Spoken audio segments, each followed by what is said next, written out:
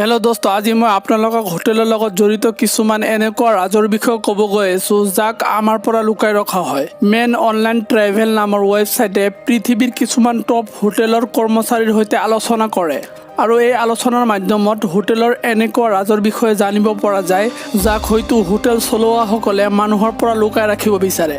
এই হোটেলবিলাকৰ এটা অত্যন্ত আচৰিত ধৰণৰ কথা এয়া হয় যে ইয়াত মানুহৰ মৃত্যুৰ সংখ্যা অধিক হৈ থাকে। ইয়াৰ কাৰণে এই হোটেলবিলাকৰ ৰেপুটেশ্যন যাতে বেয়া নহয় সেইকাৰণে এইবোৰ ঘটনা দবাই দিয়া হয় মানুহে গম পোৱাৰ আগতেই, আৰু ডেড বডিবিলাক ৰুমৰ পৰা হটাই দি তৎক্ষণাত ৰুমবোৰ চাফ কৰি বেলেগ গেষ্টক দি দিয়া হয়। আজি মই আপোনালোকক এনেকুৱা কিছুমান হোটেলৰ ৰাজৰ বিষয়ে ক'ব গৈ আছোঁ যাক শুনি হয়তো হোটেলত কেতিয়াও আপুনি যাব নিবিচাৰিব।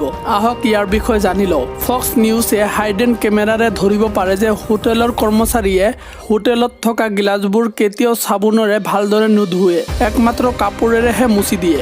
আপোনাৰ কাৰণে ভাল এইটোৱে যে আপুনি পানীৰ বটলবোৰ ইউজ কৰক বা প্লাষ্টিক গ্লাছবোৰ ইউজ কৰিব পাৰে।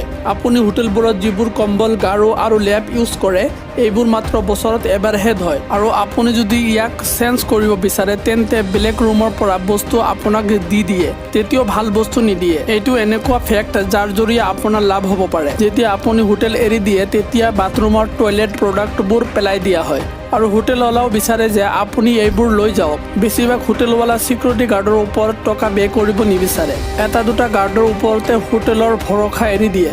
সেইকাৰণে নিজৰ বস্তুৰ সুৰক্ষা নিজে কৰি থকা বেছি ভাল। আৰু যদি কম দামত হোটেল বুক কৰিব বিচাৰে তেনেহ'লে দিনত বুক কৰিব লাগে। ৰাতিপুৱা বা ৰাতি ইয়াৰ দাম বঢ়াই দিয়ে, কিয়নো ৰাতিপুৱা মানুহ অহাৰ সম্ভাৱনা বেছি হৈ থাকে আৰু ৰাতি আপোনাৰ ওচৰত বেছি অপশ্যন নথকাৰ কাৰণে দামটো বঢ়াই দিয়ে।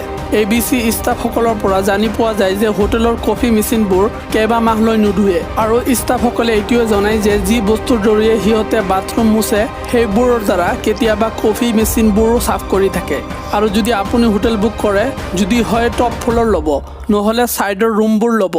এইবোৰ ৰুম বেলেগ ৰুমৰ পৰা ডাঙৰ হয় আৰু টপ ফ্ল'ৰৰ ৰুমৰ পৰা ধুনীয়া দৃশ্য আপুনি চাব পাৰিব।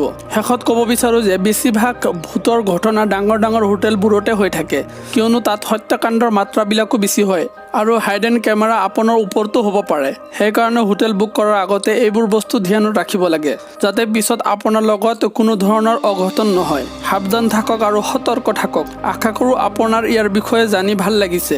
এনেধৰণৰ আৰু নতুন নতুন ভিডিঅ' পাবলৈ লাইক কৰক আৰু ছাবস্ক্ৰাইব কৰক। ভিডিঅ' চোৱাৰ কাৰণে চবকে ধন্যবাদ।